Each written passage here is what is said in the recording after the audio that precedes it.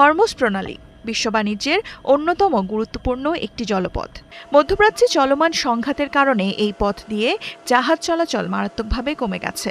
এর প্রভাব পড়ছে শুধু তেল বা গ্যাসে নয়, খাদ্য, প্রযুক্তি, এমনকি ওষুধের বাজারেও তৈরি হয়েছে অস্থিরতা।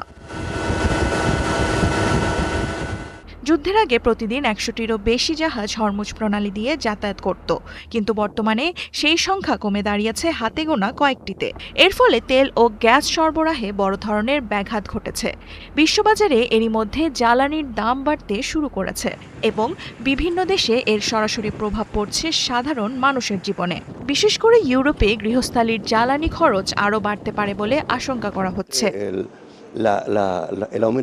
সামনে নিত্য প্রয়োজনীয় জিনিসপত্রের খরচ অনেক বেড়ে যাবে। বলতে গেলে পুরো বাজারটাই এখন বেশি দামে কিনতে হচ্ছে। সবকিছুরই দাম বেড়েছে, যাতায়াত খরচ, খাবার, সবই। একদিকে ইরান যুদ্ধ, অন্যদিকে দেশের এই পরিস্থিতি, সব দুর্ভোগ একসাথে এসে পড়েছে।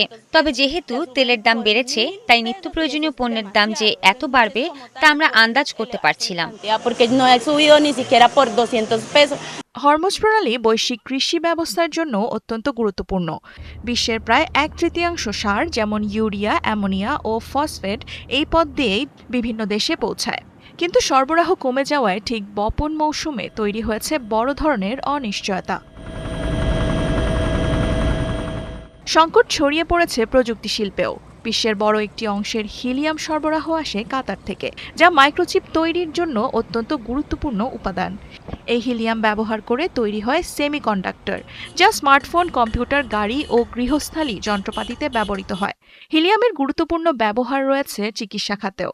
এছাড়া সালফারের সরবরাহেও দেখা দিয়েছে অনিশ্চয়তা। বিশেষ করে বৈদ্যুতিক গাড়ি ও আধুনিক প্রযুক্তি পণ্যে এর ব্যবহার অত্যন্ত গুরুত্বপূর্ণ। সরবরাহ কমে গেলে ব্যাটারি ও প্রযুক্তি নির্ভর পণ্যের দামও বাড়তে পারে। এই পরিস্থিতি দ্রুত স্বাভাবিক না হলে বিশ্ববাজারে অস্থিরতা আরও বাড়তে পারে, আর এর সবচেয়ে বড় চাপ পড়বে সাধারণ মানুষের জীবনযাত্রার উপর। এমনটাই মনে করছেন সংশ্লিষ্ট মহল। দেওয়ান মুবাশশিরা হোসেন, ৭১।